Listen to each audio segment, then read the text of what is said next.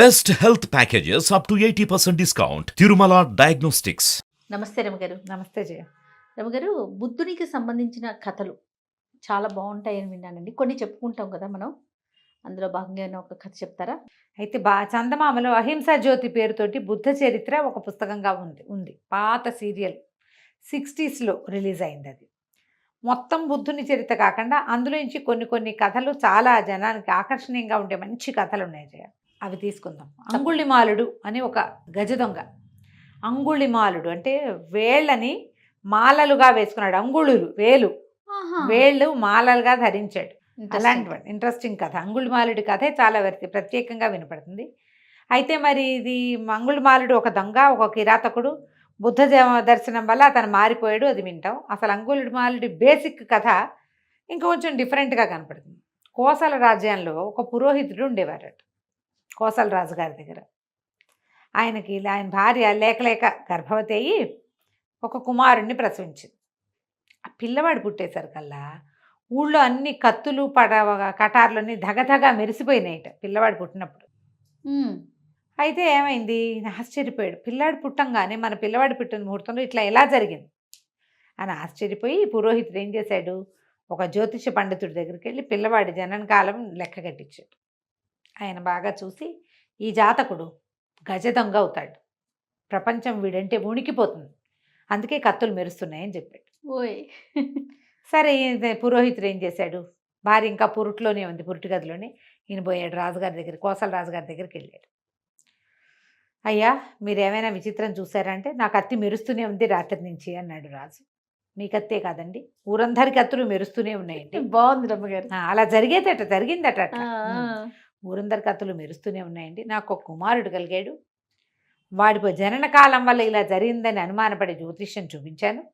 చూపిస్తే వీడు దొంగ అవుతాడని, వీడి వల్ల ప్రపంచానికి చాలా ఇబ్బంది కలుగుతుందని ఉన్నది. పిల్లవాడిని కడతెరచమని సెలవా అని అడిగాడు.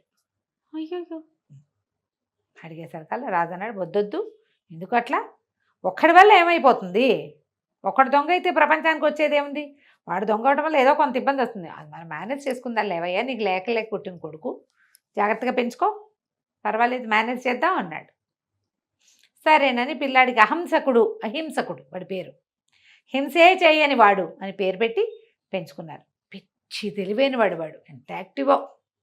8 ఏళ్ల తర్వాత 8-9 ఏళ్ళు వచ్చాక గురువుగారి దగ్గర చేర్చారు విద్యాభ్యాసానికి.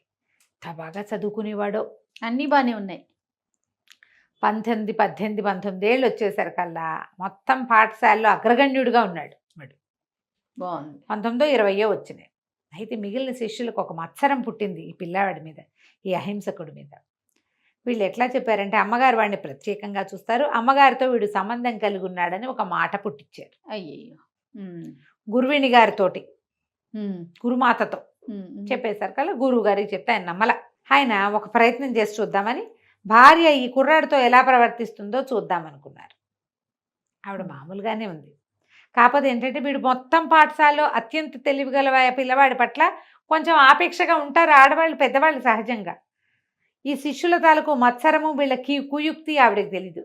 సారా నాయన, నువ్వు ఇంకొంచెం తిను, ఎదిగే పిల్లవాడివి, చదువుకునేవాడివి అని ఇంకో ముద్ద ఎక్కువ పెట్టేది. ప్రేమగా చూసేది.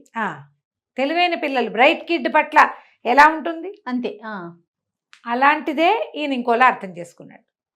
మన ఏ దృష్టితో చూస్తే ఏ రంగు కళ్ళద్దాలు పెట్టుకుంటే ఆ రంగే కనపడుతుంది ప్రపంచం. దాంతో ఈయనకి ఎలాగైనా చంపేద్దామనిపించింది. తన భార్యతో సంబంధం పెట్టుకున్నాడు వీడని. చంపేయడానికి భయం వేసింది. ఎందుకంటే ఈ పాఠశాలకి ఆయన పెయిడ్ పాఠశాల అది. ఓహో. శిష్యులు ఎవరు రారు. ఇలా ఆలోచించి ఏమన్నాడంటే, ఒరే అబ్బాయి, ఇక నుంచి నీకు నేను చదువు చెప్పను. నీకు చదువు చెప్పాలంటే నువ్వు గురువాజ్ఞ ఒకటి అవలంబించాలి. నేను చెప్పింది చేయాలంటే. ఈ అబ్బాయి ఏమనుకున్నాడు హింసకుడు, అయ్యో నాకు చాలా చదువుకోవాలనుంది, ఏం చేయమంటారో చెప్పండి అన్నాడు. 1000 మందిని చంపి 1000 మంది వేళ్ళు సమర్పించాలి నాకు నువ్వు. ఒక వ్యక్తిని చంపి వాళ్ళ చిటికెన వేలు పక్కన దాచిపెట్టుకో. 1000 చిటికెన వేళ్ళు సమర్పిస్తేనే నీకు విద్య, ఫర్దర్ విద్య, బేసిక్ విద్యలు అయిపోయినాయి. ఓకే అని చెప్పేసరికి వీడు ఆశ్చర్యపోయి, అయ్యో మా వంశాచారం దీనికి ఒప్పుకోదండి, ఇతరులని హాని చేయకూడదు, మా పద్ధతి కాదు అది. కానీ మీరు చెప్పారు, మీరు గురువు, పైగా మీరు ఏది చెప్తే అది చెయ్యాలి, నాకు చదువు కావాలి, దానికోసం నేను ఏమైనా చేస్తా, సరే ఇదే చేస్తాను అలాగేనని అడవిలోకి వెళ్ళిపోయాడు. ఎవరు కనపడితే వాళ్ళని చంపేసేవాడు, వాళ్ళు వేలు కత్తిరించి దాచిపెట్టుకునేవాడు. చేస్తాడు. ఇక ఇట్లా జరుగుతోంది. ఇంకా అక్కడి నుంచి ఊరంతా ప్రచారం అయిపోయింది, వాడు చిటుకని వేళ్ళు కత్తిరించుకుంటాడని. చంపి వేలు తీసుకోవాలి, బతికుండగా వేలు తీసుకునేది కాదు. చంపేసే గురువుగారు ఏం చెప్పాడు, చంపాలి వేలు కత్తిరించాలి అన్నాడు. ఒట్టిగా వేలు కత్తిరించుకుంటానంటే వదిలేస్తారు, వేలు కత్తిరించుకుని తీసుకుంటాడు, బతికే ఉంటారు. వేలుతోటి ప్రాణం పోదు కదా, బాధగా ఉంటుంది. కానీ ఇతను అట్లా కాదు, చంపి తీసుకోవాలన్నది నియమం. క్రమంగా ఇతనికి అంగుళిమాలుడని పేరు వచ్చింది.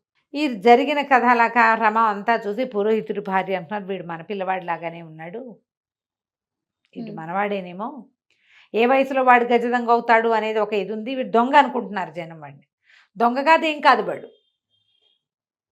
చేసే పని వేరే. అక్కడి నుంచి ఆ చుట్టుపక్కల ఊళ్ళల్లో అంతా ఎవడో వేలు కత్తిరించేస్తాడు, చంపేస్తాడని బాగా పుట్టేసింది. వాళ్ళంతా పరిగెత్తుకుంటూ రాజుగారి దగ్గరికి వచ్చారు. వాడు కొన్ని వందల మందిని చంపేశాడు, వీడిని పట్టుకోండి అని. అక్కడి నుంచి రాజుగారు సైన్యంతో సహా వెళ్దాం అనుకుంటుంటే పురోహితుడు భార్య ఏమనుకున్నారు, ఏమంటే వెళ్ళిరండి, మన పిల్లాడే ఉంటాడు, ఇంటికి తీసుకురండి అంటే ఆయన అన్నాడు, వెళ్ళకూడదు దొంగల దగ్గరికి, వీళ్ళని నమ్మకూడదు, వాడు అక్కడికి వెళ్ళాక వాడు ఎట్లా ప్రవర్తిస్తాడు, వాడు ఆల్రెడీ మన పిల్లాడు కాదు, వాడు అయిపోయింది అంటే. భార్య ఉంది, నువ్వు వెళ్ళకపోతే నేను వెళ్తాను. రాజుగారి సైన్యం కంటే ముందే ఈవిడ బయలుదేరింది. తల్లి బయలుదేరితే ఆ సమయానికి ఎక్కడి నుంచో జేతవనం వైపుకి వస్తున్నటువంటి బుద్ధ భగవానుడు ఈ అడవిలోకి వచ్చాడు.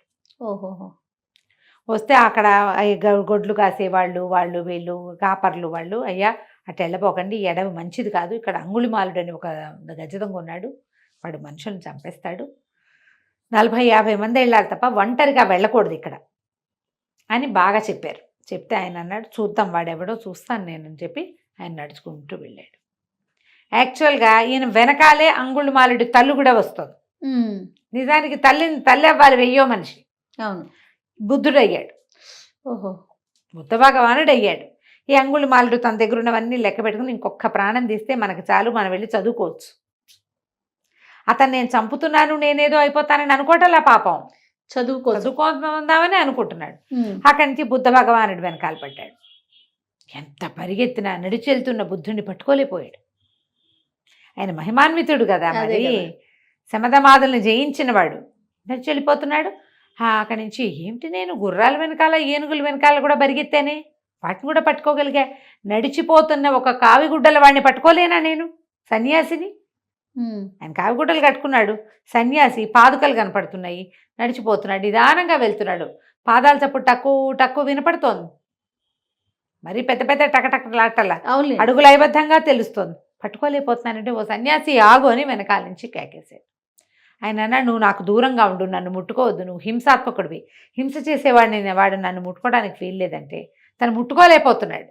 కానీ ఆయన వెనకాల పడేసరికల్లా ఆయన వెనక్కి తిరిగి మధ్య మధ్యలో మాట్లాడుతూ, ప్రాణిహింస ఎంత మంచిది కాదు చెప్పాడు. నువ్వు ఇప్పుడు పుట్టావంటే ఇంతకుముందు చచ్చిపోయావన్నమాట, మళ్ళీ పుట్టడం లేని దాన్ని సాధించు. నువ్వు పుట్టావు అంటే ముందు చచ్చావు అని అర్థం. ముందెక్కడో పోతేనే ఇక్కడ పుట్టావు, నువ్వు ఇంకా మళ్ళీ పుట్టద్దు అంటే నీవు ఇక్కడ ఒట్టి మరణం కాకుండా కైవల్యాన్ని సంపాదించాలి, అది ఎట్లా భగవంతుని చెందాలో చూసుకోవాలని బాగా బోధించేస్తారు. కానీ అంగుళిమాలుడికి ఎప్పుడో పూర్వజన్మల నుంచి చేసుకున్నటువంటి అతని పుణ్యద్వారాలన్నీ తెరుచుకున్నాయి బ్రెయిన్లో. నేను చదువు కోసం చేశాను కానీ ఈ పని తప్పు అని ఇప్పుడు అర్థమైంది. ఆయన వెనకాల ఏడుస్తూ జేతవనానికి వచ్చేసాడు. వచ్చేసి సన్యాసం పుచ్చుకున్నాడు. రాజుగారు సైన్యంతో కలిసి అడవిలోకి వెళ్ళాడు. అంగుళిమాలుడు తల్లిలు అడవంతా వెతుక్కుంది, అతను కనిపించలే, ఏడ్చుకుంటూ వచ్చేసింది.